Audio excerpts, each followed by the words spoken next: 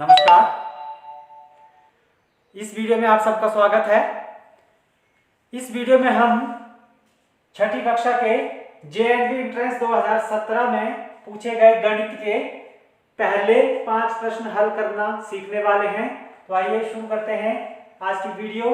सबसे पहला प्रश्न जो पूछा गया था गणित विषय का वो था प्रश्न नंबर 51, जो कि है 6 के पहले 6 गुणजों का योगफल क्या है। ये हमसे पूछा गया है। तो क्या पूछा गया है? 6 गुणजों का योगफल। तो पहले तो आपको पता होना चाहिए गुणज क्या होते हैं। किसी भी संख्या के गुणज निकालने के लिए हम क्या करते हैं, उनको 1 2 3 4 5 6 से गुणा करते चलते हैं और लिखते चलते हैं। इनके जो भी जिस संख्या के टेबल में जो भी संख्याएं आती हैं वो उसके गुणज होते हैं। तो जैसे 5 के गुणज हुए 5 × 5 5 × 10 5 × 15, 100 के हुए 100 × 100 100 × 200। वैसे ही 6 के गुणज क्या होंगे? 6 × 6 6 दूनी 12 6 तिये 18 6 चौके 24 6 पंजे 30 6 छिके 36। तो पहले 6 हमसे पूछा गया है। तो ये हो गए 1 2 3 4 5 6। तो इनका हमसे पूछा गया है योगफल। योगफल यानी योग जमा कर देंगे इनको। 6 4 10 8 18 2 20 और 6 26 का लगा। 6 हासिल 2 3 और 2 5 3 8 2 10 11 और 12 तो 126। तो ये 126 ऑप्शन नंबर 4 जो है वो सही ऑप्शन है।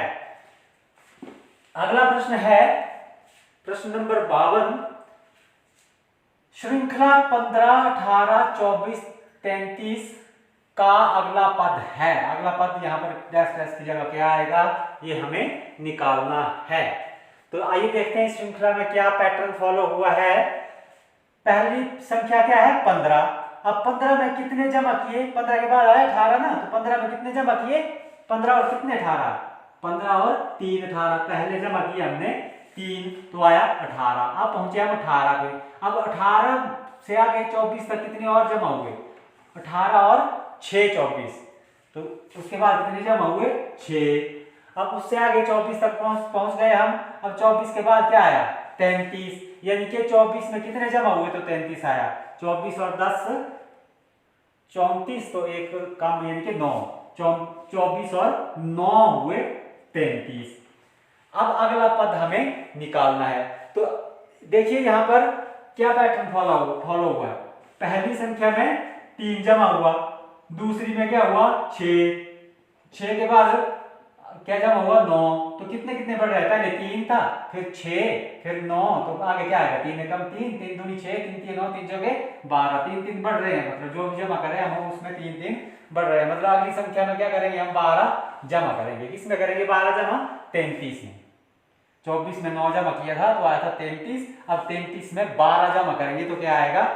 33 में 12 जमा करेंगे तो 3 और 2 5 3 और 1 4 45। तो ये ऑप्शन नंबर 1 जो है ये सही ऑप्शन है। अब करते हैं प्रश्न नंबर 53, जो कि है 17 19 23 संख्याओं के लिए क्या सही है। 3 संख्याएं दी है हमें 17 19 और 23। इनके लिए क्या सही है ये पूछा गया है। 4 ऑप्शन हमें दिए गए हैं, इसमें से सही ऑप्शन चुनना है। पहली ऑप्शन है सभी सम संख्याएं हैं। तो 17 19 और 23 सम संख्याएं नहीं है। सम संख्याएं क्या होती है? जिनका इकाई का अंक 0 2 4 6 और 8 हो वो होती है सम संख्याएं। अगली ऑप्शन है सभी अभाज्य संख्याएं हैं। तो अभाज्य संख्याएं क्या होती हैं? जो अपने आप और एक को छोड़कर अन्य किसी से भाग ना हो, पूरी भाग ना हो, शेषफल शून्य बचना चाहिए। कौन कौन सी बताई थी? 2, फिर 3, फिर 5। ये ऐसी संख्याएं हैं जो अपने आप से और एक से भाग होती है, सिर्फ बाकी किसी से पूरी भाग नहीं होती है। 5 के बाद 7, फिर 11 13 17 19 और 23। 23 के बाद क्या था? क्या 29। ये होती है अभाज्य संख्याएं जो अपने आप से भाग होती हैं और एक से। तो ये तीनों जो है वो अभाज्य संख्याएं हैं। तो दूसरी ऑप्शन सही है। अगली ऑप्शन भी चेक कर लेते हैं। तीसरी ऑप्शन बोलता है कि सभी 17 से विभाज्य हैं। तो 17 तो भाग हो जाता है, विभाज्य है मतलब भाग हो जाती है पूरी। शेषफल शून्य बचना चाहिए।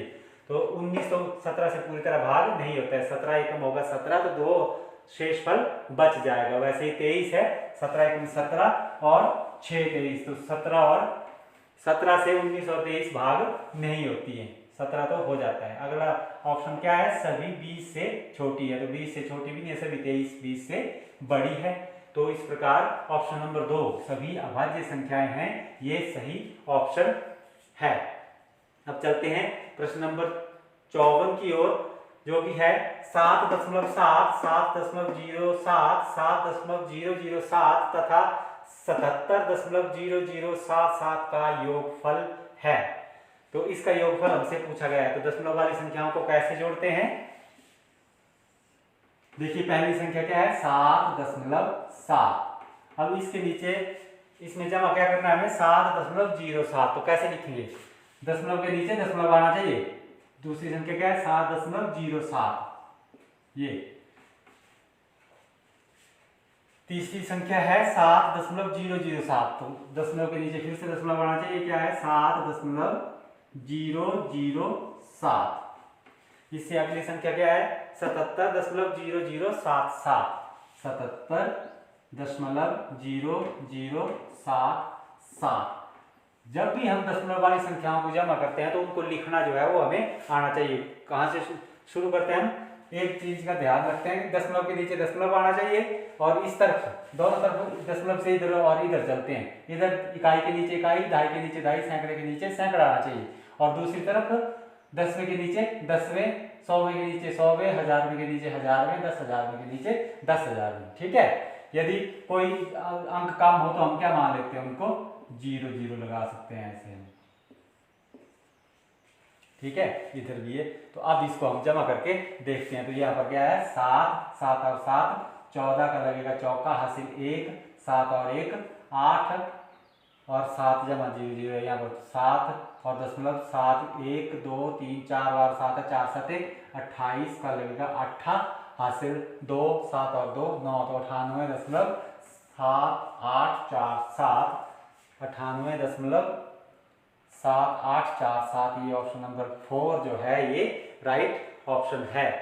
तो दशमलव वाली संख्याओं को जमा करने का या घटाने का तरीका जो है वो आना चाहिए। दशमलव के नीचे दशमलव आए, ये ख्याल रखेंगे, और उसके बाद इकाई के नीचे इकाई, दहाई के नीचे दहाई, दसवें के नीचे दसवें, सौवें के नीचे सौवें, हजारवें के नीचे हजारवें, और 10,000 के नीचे 10,000 आने चाहिए। अब करते हैं प्रश्न नंबर 55। एक आयत की लंबाई इसकी चौड़ाई का 7/5 है। यदि इसका परिमाप 48 सेंटीमीटर है तो इसकी लंबाई क्या होगी। 4 ऑप्शन हमें दिए गए हैं, इसमें सही ऑप्शन हमें चुनना है। निकालना क्या है हमें, लंबाई दिया गया है, आयत की लंबाई इसकी चौड़ाई का 7/5 है। तो यदि हम चौड़ाई मान लें तो लंबाई निकाल सकते हैं। माना चौड़ाई मान लेते हैं कि आयत की चौड़ाई है x, तो लंबाई कितनी हो जाएगी, लंबाई हो जाएगी चौड़ाई का 7/5। प्रश्न तो यही कह रहा है कि लंबाई जो है आयत की लंबाई इसकी चौड़ाई का 7/5 है। तो प्रश्न अनुसार लंबाई कितनी हो जाएगी, चौड़ाई का 7/5। चौड़ाई कितनी है x, इसका 7/5, x का 7/5 हो जाएगी। तो का मतलब क्या होता है, गुणा, तो x गुणा कर देंगे 7/5, x का बटा 1 है, तो ये क्या बन गया 7x/5। तो ये चौड़ाई हमारे पास यदि x है तो लंबाई हो गई 7/5x, क्योंकि चौड़ाई जो है लंबाई है इस चौड़ाई का 7/5। और क्या दिया गया है हमें, यदि इसका परिमाप 48 सेंटीमीटर है तो इसकी लंबाई क्या होगी। और दिया गया हमें परिमाप, तो आयत का परिमाप दिया गया है हमें, परिमाप दिया गया है बराबर कितना है 48 सेंटीमीटर। अब परिमाप, आयत के परिमाप का क्या सूत्र होता है, लंबाई जमा चौड़ाई, लंबाई में जमा कर देते हैं चौड़ाई, उसको गुणा कर देते हैं 2 से, वो हो जाता है परिमाप। परिमाप क्या होता है, सभी भुजाओं का, जो भी भुजाएं होती हैं उनका योग। तो ये लंबाई है तो ये चौड़ाई होगी। अब चौड़ाई गुणा चौड़ाई और जमा करेंगे लंबाई और उसका दुगना कर देंगे तो ये बन जाएगा परिमाप। तो ये सूत्र होता है परिमाप का। ये बराबर दिया गया है हमें 48 सेंटीमीटर। इनके लंबाई कितनी है हमारे पास 7x/5। तो इनकी जगह मैं लिख दूं क्या, लंबाई की जगह लिख दिया लंबाई 7x/5 जमा चौड़ाई की जगह लिख दी चौड़ाई x। अब इसको क्या 2 से गुणा हुआ है तो ये ऐसे बाहर लिख दिया 2, तो ये बराबर होगा 48 सेंटीमीटर। अब ये जो 2 गुणा हुआ है इसको दूसरी तरफ ले जाएंगे हम, तो गुणा वाला कहाँ चल जाएगा भाग में। तो क्या बचा हमारे पास 7x/5 जमा x, ये बचा बराबर किसके होगा ये 48 सेंटीमीटर का। ये 2 जो गुणा वाला था वो दूसरी तरफ जाके भाग में चला जाएगा। जो भी बराबर के एक तरफ गुणा में होता है वो दूसरी तरफ भाग में चला जाता है। तो 2 से 48 काटेंगे, 2 1 2, 24 दूनी 48। तो कितना आया 7x/5 आया हमारे पास, 7x/5 जमा x, ये आया हमारे पास कितना 24 सेंटीमीटर। अब यहाँ पर ये जो बटा वाला 5 है इसको हटाने के लिए हम दोनों ओर 5 से गुणा कर देंगे। इस 5 को हटाने के लिए क्या करेंगे, दोनों ओर